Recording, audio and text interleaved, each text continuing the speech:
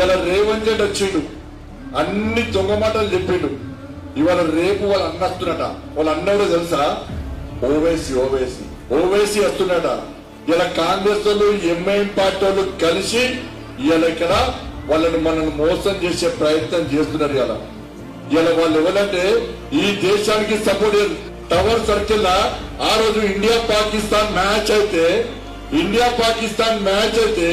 India గెలిస్తే ఈ MI party లుచ్చనా కొడుకులు రోడ్ మీద పడి నల్ల జెండాలు చూపెట్టిరాక ఇండియాకు వ్యతిరేకంగా నల్ల జెండాలతో ప్రదర్శన చేస్తే మా వాళ్ళు ఒక్కొక్కరు వచ్చి భారత్ మాతాకి జై శ్రీరామ్ అని చెప్పి ఇదే రాజీవ్ చౌక్ లో ఒక్కొక్క ఎంఐఎంఓని అరే ఎంఐఎం నా కొడుక ఈ దేశానికి వ్యతిరేకంగా నువ్వు మాట్లాడతావు అని చెప్పి ఒక్కొక్కరిని రోడ్ల మీద ఉరికించి కొట్ట చరిత్ర ఇలా భారతీయ జనతా పార్టీ దాకా.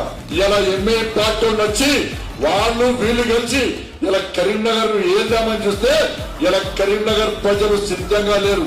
హిందువులందరూ ఒక్కరు కావాలి. హిందూ సమాజం ఒక్కటి కాకుండా తుర్కోళ్ళందరూ ఒక్కటై ఇలా కరీంనగర్ శాసించాలని చూస్తే తుర్క గల్లీలు బాగుపడతాయి తప్ప ఇలా హిందువుల గల్లీలు బాగుపడిన విషయాన్ని గుర్తుంచుకోరక పైసా తీసుకొచ్చింది మేము. ఇలా ఓట్లతో గెలిచే చేతగాక మతం పేరుతో గెలవడానికి ఇలా ఎంఐఎం పార్టీ కాంగ్రెస్ పార్టీలు ఒక్కటెత్తునక తుర్కోళ్ళందరూ ఒక్కరితో మీరెందుకు ఒక్కరి వాళ్ళకి ఆలోచించండి. వినాయకుడు పెట్టలేదకి ఇలా వాళ్ళు ఒక్కరితో మనం ఒక్కరి వాళ్ళకి. నేను అభివృద్ధి గురించి మాట్లాడుతున్నా, వాళ్ళు మతం గురించి మాట్లాడుతున్నారు. ఇలా కరీంనగర్ ప్రశాంతంగా ఉండాలని మేము కోరుకుంటే ఇలా వాళ్ళు మాత్రం ఈ నిధులు రావద్దని చూస్తున్నా. కాంగ్రెస్ దండం పెట్టి మొక్కుతున్నాక